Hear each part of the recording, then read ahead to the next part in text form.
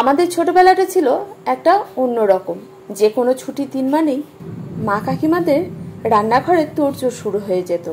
সকাল থেকেই থাকতো নানান কাজ, আর এই কাজের ফাঁকে আমাদের আবদার মেটানো ছিল তাদের আরো একটা বড় কাজ। মায়ের হাতের রান্না করা সেই ঘুগনির স্বাদ আজও আমি কোথাও পাইনি।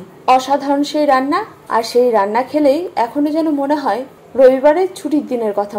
তাহলে চলুন আজকেও দেখিনি সেই মায়ের হাতের রান্নার রেসিপি। আজ আমি সমাজশ্রী চলে এসেছি রোজকার রান্নাঘরের মতো আমার রান্নাঘরে একটা নতুন রেসিপি নিয়ে। আজ তৈরি করব নিরামিষ ঘুগনি।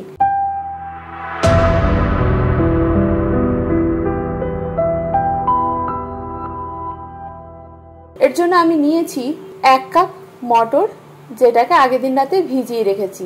এখন সেটাকে জল ঝরিয়ে নিয়েছি। দেখুন মটরটা ভালোভাবে ভিজে গেছে। এছাড়াও নিয়েছি 3টে মিডিয়াম সাইজের আলু, ডুমো ডুমো করে কেটে নিয়েছি। আর নিয়েছি একটা বড় সাইজের টমেটো, 1/2 কাপ নারকেল কুচি, 1.5 ইঞ্চের মতো আদা, আর স্বাদ অনুযায়ী কাঁচা লঙ্কা। এই টমেটো, আদা আর কাঁচা লঙ্কাটাকে পেস্ট করে নিতে হবে। এবার বলি কিভাবে তৈরি করবেন।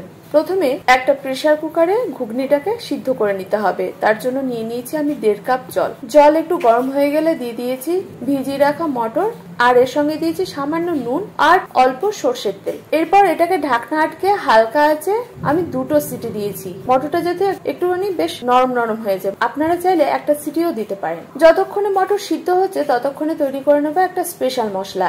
এর জন্য নিয়ে নিয়েছি একটা তাওয়া, যেখানে আমি বেশ কিছুটা পরিমাণে নিয়েছি গোটা জিরে, সম পরিমাণ গোটা ধনে, আর নিয়েছি কয়েকটা শুকনো লঙ্কা, এছাড়াও বেশ কিছুটা ছোট এলাচ। এবার এটাকে ভালোভাবে রোস্ট করে নিতে হবে। হালকা আছে, যখন সুন্দর একটা গন্ধ বের হবে তখন আঁচ বন্ধ করে রেখে দিতে হবে। এবার এটাকে নরমাল তাপমাত্রায় আসা পর্যন্ত অপেক্ষা করতে হবে। যখন এটা ঠান্ডা হয়ে যাবে তখন এটাকে মিক্সিতে ভালোভাবে ঘুরিয়ে নিয়ে এটা একটা পাত্রে অথবা এয়ারটাইট কন্টেনারে ভরে রেখে দিতে পারেন। এটা এই নিরামিষ ঘুগনি অথবা যে কোনো নিরামিষ রান্নায় এই মশলাটা ব্যবহার করা যায়, তাই আমি একটু বেশি করেই এই মশলাটা তৈরি করে নিয়েছি।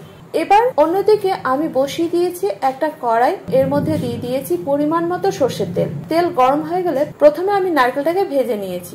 নারকেলটা ভাজা হলে এটাকে একটা পাত্রে তুলে রেখে দিতে হবে। এবার ওই তেলে আমি আলুগুলোকে ভেজে নিয়েছি। আলুগুলো বেশ লালচে লালচে হয়ে গেলে এটাকেও তুলে নিয়েছি। যদি মনে হয় এই সময় তেলের পরিমাণটা একটু কম হয়ে গেছে তাহলে তেল যোগ করে দিতে পারেন, কিন্তু আমি যে পরিমাণ তেল দিয়েছি তাতে আর তেল দেওয়ার কোনো প্রয়োজন নেই। তাই এখন দিয়ে দিয়েছি ফোড়ন। এখানে আমি দিয়েছি 1/2 চা চামচ গোটা জিরে, একটা তেজপাতা, 2টো শুকনো লঙ্কা। ফোড়ন থেকে যখন সুন্দর গন্ধ বের হবে তখন দিয়ে দিয়েছি টমেটো, আদা আর লঙ্কার পেস্ট। আর এর সঙ্গে যোগ করেছি কিছু গুঁড়ো মশলা। এর মধ্যে আছে 1.5 টেবিল চামচ জিরে গুঁড়ো, 1 টেবিল চামচ ধনে গুঁড়ো, 1.5 চা চামচ হলুদ গুঁড়ো, 1 চা চামচ কাশ্মীরি লঙ্কার গুঁড়ো, 1/2 চা চামচ চিনি, আর স্বাদ অনুযায়ী নুন। তবে নুনের পরিমাণটা বুঝে দেবেন, আগে মটর সিদ্ধ করার সময় নুন দেওয়া ছিল। এবার এটাকে খুব ভালোভাবে কষাতে হবে, টাইম নিয়ে হালকা আছে। প্রয়োজনে দিয়ে দিতে হবে জল। জল দেওয়ার ফলে মশলাটা খুব ভালোভাবে কষানো যাবে, পোড়াও লেগে যাবে না,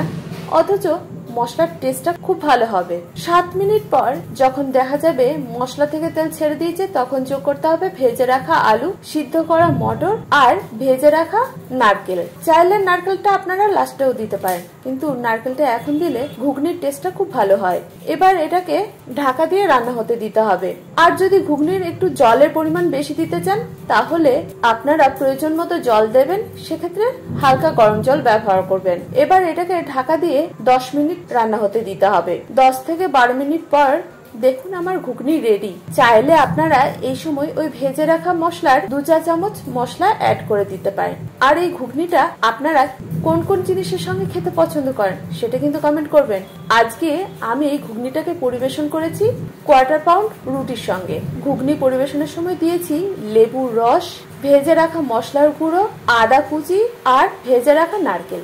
মা, তোমাকে থ্যাংক ইউ জানাচ্ছি তোমার এই রান্নার রেসিপি শেয়ার করার জন্য। যাই হোক, ঝটপট তৈরি করে ফেলুন, আর কেমন হয়েছিল সেটা অবশ্যই জানাবেন। আমার রান্না বা রেসিপি ভালো লাগলে লাইক শেয়ার করতে ভুলবেন না। আমার রান্না যেন আপনাদের মতো অনেকের কাছে পৌঁছে যায়। তবে ইউটিউব থেকে দেখে থাকলে চ্যানেলটাকে অবশ্যই সাবস্ক্রাইব করবেন, পাশে থাকা বেল আইকনটা প্রেস করতে ভুলবেন না। আর ফেসবুক থেকে দেখে থাকলে পেজটাকে ফলো করছেন তো? যারা প্রথম দিন থেকে আমার সঙ্গে আছেন তাদেরকে অসংখ্য ধন্যবাদ। এভাবে আমার সঙ্গে থাকুন, আমার পাশে থাকুন। আজ এই পর্যন্ত, দেখা হচ্ছে পরবর্তী ভিডিওতে নতুন কোনো রেসিপি নিয়ে। ততক্ষণে আপনারা ভালো থাকুন, সুস্থ থাকুন আর এভাবেই আমার সঙ্গে থাকুন। ধন্যবাদ।